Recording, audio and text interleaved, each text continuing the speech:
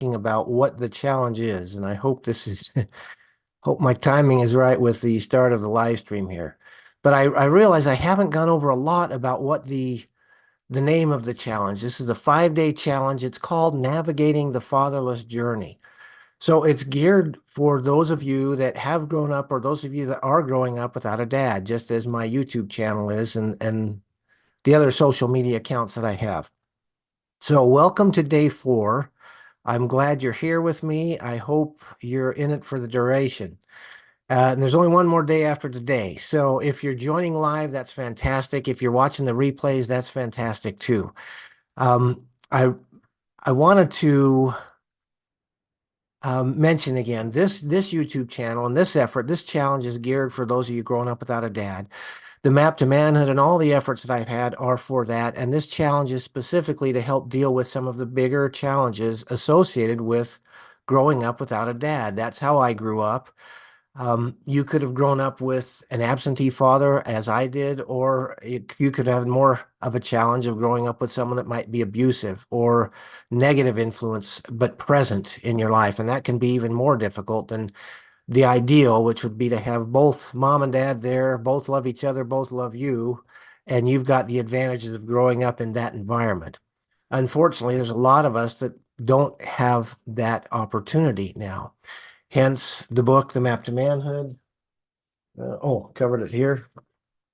And this challenge and why I'm doing these things, and particularly for you young men.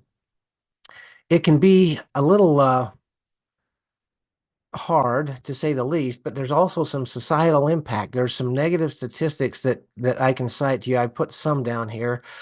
Fatherless children are half as likely to as those that have a closeness with their father to go to school or to find stable employment. 9 out of 10 homeless and runaway children are from fatherless homes. 85% of youth in prison come from fatherless homes.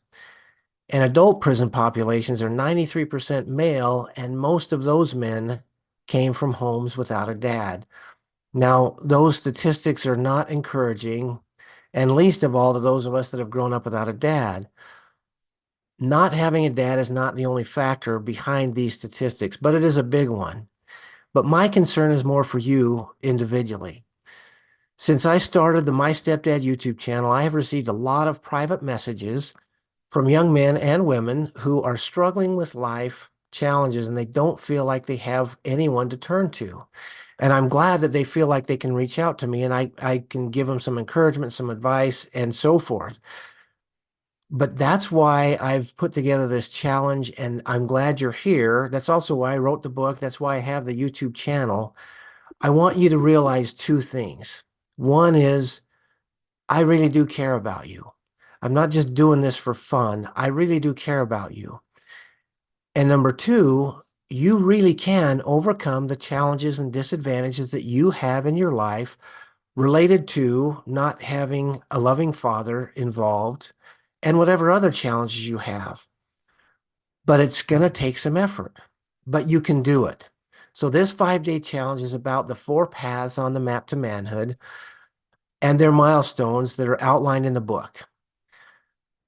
They represent, in my opinion, the skills and abilities that are biggest risk to you or to us, those of us that grew up without a dad. So that's what the 5-day challenge is all about. All right, let's take a look at where we're at and where we've been. On day one, we talked about self-discipline. The action from that day was to list your household tasks in a list, put them on a schedule that I call the chores chart, and then start doing those. That was day one. That's what my mom did for us as she was raising 5 kids by herself. And day two, we focused on social skills and developing our ability to have positive relations. The challenge for day two was to think of someone that you may have offended and apologize to them. And that can be a real challenge, but I hope you did that. All right, yesterday, day 3, we talked about what I believe is the biggest challenge for those of us that have grown up without a dad. And that challenge is learning to feel and recognize and see your own value and your own self-worth. The action from yesterday was to write a letter to yourself. And in that letter, to your 4-year-old self, and in that letter, give yourself the counsel you know that your 4-year-old self needs. And as part of that, to make sure that you express love to that 4-year-old version of you. Now, I hope you did that. I hope you took the time to write that letter based on the experience that you're at now, the maturity level that you're at now, recognizing what you needed as a 4-year-old and expressing how much you value and love your 4-year-old self. That can have some positive emotional impacts beyond what it'll sound like logically when you do that. And I know that because I've done that. So I hope I hope you're ready for more. All right. We can only go over a few of these challenges that are outlined or the actions that are outlined in the Map to Manhood. So here's the graphic of the Map to Manhood. This is what's detailed at more length in the book, The Map to Manhood. And there's links that you can get those in the description of this live stream or in this on YouTube. If you haven't gotten a copy of the book, The Map to Manhood, there's a link in the description where you can get it. But participants in the boot camp, and I'll tell you more about that later in this live stream, can get a hard copy of that book as part of boot camp.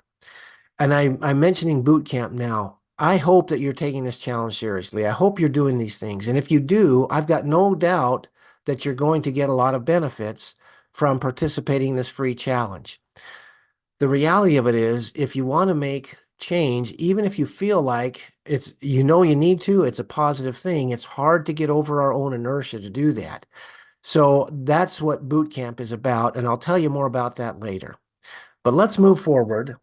If you're ready for today's challenge, let's talk about what today's challenge is. So today's challenge is based on the fourth path of the Map to Manhood. It's the purpose path. Let me start by telling two stories.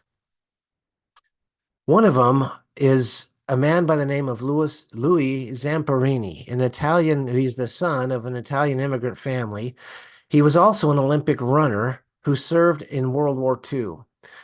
His plane crashed at sea, and only he and two others that were on that plane survived the crash. I think only two of those three lived until they were pulled out of the sea, unfortunately, in this case, by an enemy ship, the Japanese.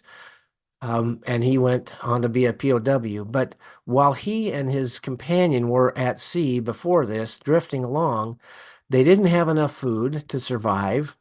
They didn't have water, and they were at risk of both starvation, dehydration, and going crazy. Because when you're isolated like that, losing your mind is a very literal risk.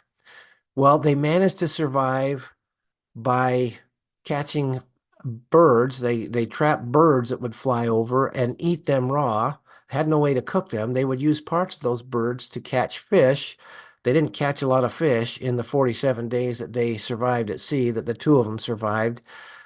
And they would talk to each other to avoid going nuts. Well, they would talk about their past, but one thing that they did to help them survive was to talk about what they were going to do when they got done, when they got rescued, when they were back home again. That was, what are you going to do when we're home again? Thinking of the future gave them a reason to survive. If you haven't seen the movie Unbroken, that's where the story is brought to life. This experience was brought to life in the movie Unbroken. If you haven't seen it, I highly, highly recommend it. Now, here's a second story that relates to today's challenge. In July of 2017, my wife and I and our youngest son had the chance to visit our daughter and her family that lived in Germany. One of the things we did was go to a prison, a concentration camp, Dachau. It was a Nazi concentration camp during World War II. That gate that you're looking at there in German says, work will make you free. And so they used them for labor um, until they weren't good for that anymore. And then they exterminated them. That's what went on or when they died, they would take their corpses and cremate them. Well, there was a Jewish psychiatrist by the name of Viktor Frankl. Some of you may have heard of him. If you haven't, he's written a book called Man's Search for Meaning. But he was one of the few that survived the concentration camps, and he went on to have a career as a psychologist after. He learned some crucial lessons in that concentration camp that relate to what we're talking about today. In his book that he wrote, he has a quote. I quoted him in my book, but let me read that to you now. He says, "Life asks you the meaning of life by questioning you. You don't ask life. It's not what you expect from life, but what life expects from you." Well, guess what? That is true for you. You don't have to go to a Nazi concentration camp to figure this out. And that's a good thing because you don't want to go there. But you do need to figure out what your purpose in life is. Once you have decided or once you have determined what that is, when you realize there's something beyond you today, it's going to benefit you in so many ways. And that's what Path 4 is about. Discovering your purpose. It can be an exciting experience, but how do you do it? So, how do you find out what your purpose in life is? There's a number of things you can do that will help reveal it to you and what your current purpose in life is. And I like to say current because a lot of times when we think about what's my purpose in life, we think about when I'm dead, when I'm 85 years old, what will I have to have accomplished? Well, life comes in segments, and your purpose can change from segment to segment to segment. When I was younger, out of high school, my purpose was to get through college, to get an education and to get a job, and to find a companion, to find a wife. So that was my purpose. Once we got married, my purpose was around my career and my children. Well, our youngest is 21. Actually, he turned 22, I think, last month. No, this month. Yeah. Yeah. We're celebrating his birthday in a couple weeks. He turns 22. So my kids are grown. They're adults. They're on their own. They're independent. Now, I love them. We still do things together, but it's not come home every day and help mom with the kids. So my current purpose in life is now you. It's this channel. It's trying to help those that, as I did, grew up without a dad so that they can heal from that emotional challenges, the psychological challenges, so that you can have some positive experiences in a family for yourself. So your purpose in life will come in chapters. So when I say your current purpose, I want you to think of that. So how do you figure out what that is? Well, I've got some exercises that are in the book. If you bought the toolbox, you should have a worksheet you can download for this.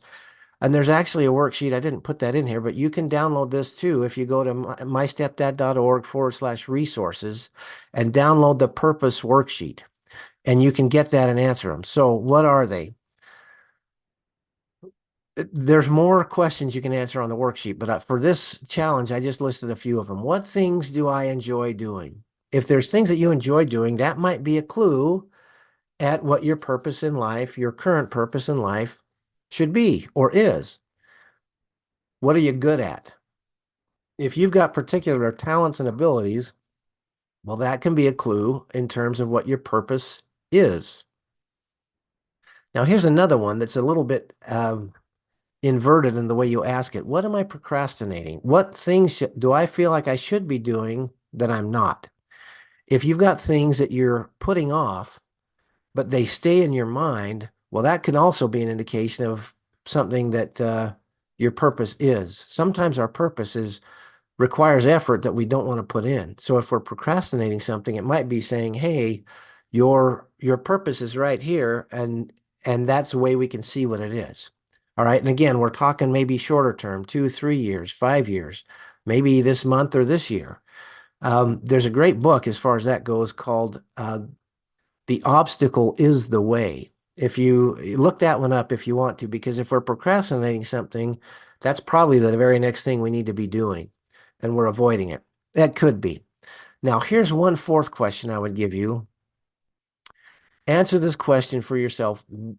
For me to feel successful, what has to happen in the next 3 years?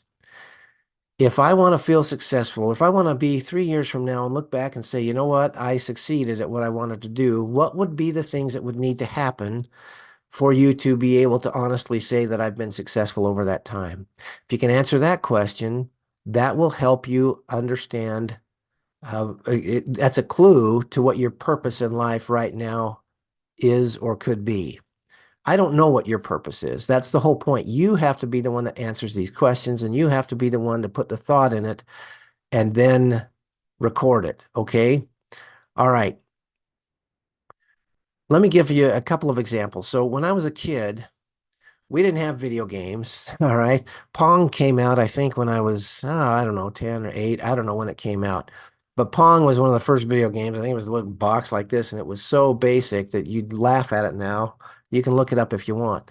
So we had to entertain ourselves by other means, which is good. Frankly, you're missing out so much if all you do is have a screen in front of you and watch videos. And if you're raising kids and that's how you're raising them, I'd encourage you to maybe take that out of their lives. I know it's a lot easier for us because they get taken in, but these are the things that we used to play with when I was a kid. Now, regrettably, I was a Cold War kid, so we made model airplanes and model rockets and stuff like that. But we would take these things, these were the things that I would use to entertain myself. Well, fortunately, I had some friends that were kind of involved in more creative ways. Not that those were bad, but one of my friends would build plastic model airplanes. In fact, we would get together on in the summer. We'd go mow this lady's lawn. We'd take our money. We'd ride the bus downtown, and then we would buy model airplanes, come back, and build them. And that was a great way to spend our time. His older brother was a little bit more technical, and he would make things. In fact, he became an engineer. I worked at the same company he did later in my career, but he started making stuff, and I would do my best to copy them. So I would take things like a box like this one I've got about this size, and I would punch a hole in it, stick a dowel in it. I put a motor on the inside, a little motor that I'd taken from a broken toy, wired it to some D batteries. You'd get a case of D size batteries because they were more prevalent back then. Wire them to that motor, and then put a switch that I got from Radio Shack on the top of the box. And when I flipped the switch one way, the motor would turn one way. When I flipped the switch the other way, it would turn the other way. So I put a big dowel in here, and I had string underneath that I could use. It was like an X and a Y coordinates. And if I pulled the string this way, the boom or the big crane arm, that's what it was. It was a crane, would go this way. And if I did it the other way, so, through an X and a Y movement by strings over the top, I could get it to move wherever I wanted. At the top of the dowel, I used masking tape just to make a little eye shape, and I ran the string up through that. It came down through the box into a spool underneath where the motor was, and I could make this crane that would go up and down and up and down if I did it, and it was rather creative, I guess, for the time. It was rather crude, but that's one way I used my time. Well, I was showing this to a neighbor lady in our neighborhood, and she said, "Wow, that's pretty good. You should be an engineer." So she planted this thought in my mind of engineering as a career path. Well, that happens to be what I got my degree in. It was mechanical engineering, and I didn't make my decision at that time, and I'm not doing that now, but that was one of the things that I did. So if you let your creative juices go, what things would you be doing? Is that an indication of what your purpose in life could be? I don't know what your future holds, but I'm pretty certain that it can be a lot more than what you might be thinking it could be if you were to start thinking about what the possibilities are. So let me give you today's challenge then. Today's challenge is to go through and answer those 4 questions. And then, after you've answered them, write down my purpose in life is, and finish that sentence. Can you do that? Doesn't seem like it would be too hard. We're talking about a paper and pen, or if you're in the toolbox, you can print that worksheet that has a few more thought-provoking questions. Where do I want to be in 5 years, 10 years, and so forth? All I'm asking you to do right now, depending on where you're at in life, is to say, where do I want to be in 3 years? If you use a 3-year horizon, that's a good window to say, okay, I can get my arms around what it is my purpose in life, my current purpose in this chapter of my life is, and then move forward with that. Now, why do you even want to do that in the first place? If you know where you're going, you're going to have a lot more focus in life, a lot more purpose in life. It's a lot easier to face the challenges and the hurdles that come, including those emotional ones that you've got because you grew up without a dad or had a negative relationship with your dad. You'll be better equipped to move forward, to overcome those. Yesterday, we talked about some specific things dealing with the emotional scarring that probably comes, and in my opinion, the biggest risk you have by not valuing yourself, not being able to love yourself. But you've got other challenges too, and this will help you move forward with that. Find your purpose, define your purpose, recognize it, and then choose to live into your purpose. That's what I hope you'll get from today's challenge. Now, if you're taking these seriously and you've done the first one and the second one and the third one and the fourth one now, today is the fourth one, then I'm looking forward to tomorrow because we're going to tie these all together about how you can have some of the experiences in life that you may not have had otherwise. If you're getting value from this and you know that it would be good for you to do this, then I want to tell you a little bit more about Stepdad's Boot Camp. Stepdad's Boot Camp is an 8-week, it's like this, it's weekly, but it'll be interactive. It's not just a live stream. It's like the Zoom call, those that are in the toolbox. So we have the Q&A after, and we'll go over more of the details on the map to manhood. And specifically, the boot camp is the first path. So it is the self-discipline path. We gave you one task out of there. Well, guess what? There's 3 others that deal with physical fitness and health and nutrition. There's one that deals with your education, and there's one that deals with your money management. All of these are practical skills that you may not get, and you probably haven't implemented to a level that you're benefiting from consistently that you can get if you go through Stepdad's Boot Camp. So go to stepdad.org/bootcamp if you want to learn more about that. Let me just say at this point then, if you purchase a toolbox, hang on till the end. Otherwise, I look forward to seeing you tomorrow in day 5, the last day of our 5-day challenge. And this is going to be good too, because this is where you can look at becoming the dad that you didn't have. If being a dad is something you want, and I hope you'd seriously think about it, because most of the happiness and fulfillment you're going to get in life is going to be through your family. And if you didn't have that growing up, you can still have it in adulthood, but it's going to be a lot of work. And you have some specific challenges because of the upbringing you had without having good in-home role models while you were growing up as a child. But it's still possible. And that's what we're going to be talking about tomorrow. So I look forward to seeing you tomorrow. If you're in the toolbox, then hang on. But otherwise, remember, like I say in every video, you can still succeed. You can still have those positive experiences. You can be the man that you want to be, that you feel like you may be doubtful that you can be. You can be the husband that you want to be if marriage is something that you're interested in doing. And you can be the dad for your own kids that you didn't have when you were growing up. You can do all those things. It is possible. And always remember that you do have a dad that loves you. And I will see you on tomorrow.